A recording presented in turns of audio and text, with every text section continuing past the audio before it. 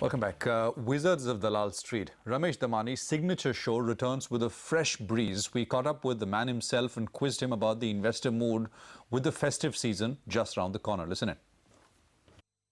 I'm feeling good about equities. I think, yes, markets are volatile and they'll always be volatile.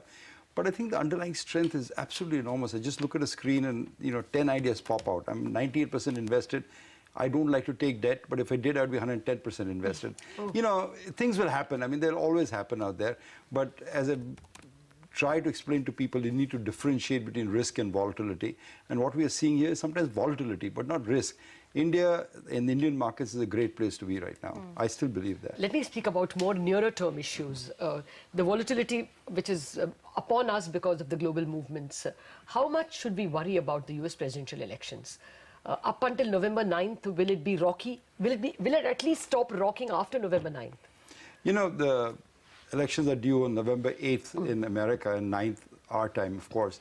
And while the polls have clearly shown Hillary leading, there are a couple of polls, despite all the dirt coming down on Donald Trump. I mean, he's had probably the worst week in US presidential history of any candidate with so many allegations against him. A couple of polls have been down only 4 to 6 percentage points, which is broadly within the margin of error. So it's good. It's a horse race, and America is known for its October surprises. Lots of events unfold in October, like the Access Hollywood tapes against Donald Trump, WikiLeaks against Hillary Clinton. 3 weeks to go, a debate left. Lots of things can happen. If, for example, Donald Trump beats the odds and makes the biggest political comeback in the history of the world, probably, markets would react very badly. I have no doubt about that. I think the Mexican peso would collapse first. You would have a huge letdown in S&P and the other indexes, and invariably the tremors we felt across the emerging markets because it doesn't want to trade.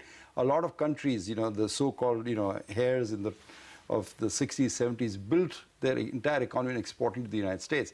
Now here's a presidential candidate who says, I don't want NAFTA, I don't want TPP, I want protectionism, I don't want China. I think the market has factored in even the possibility of a Trump win. This is a year of huge political surprises, as Brexit showed us. So I'm not saying that Trump will win, but if he wins, there's a lot more turmoil to be happening there, leading up to what would happen December 14th, 15th, when the Fed meets to raise interest rates. So if Trump wins, I think all bets are off. They probably won't do anything.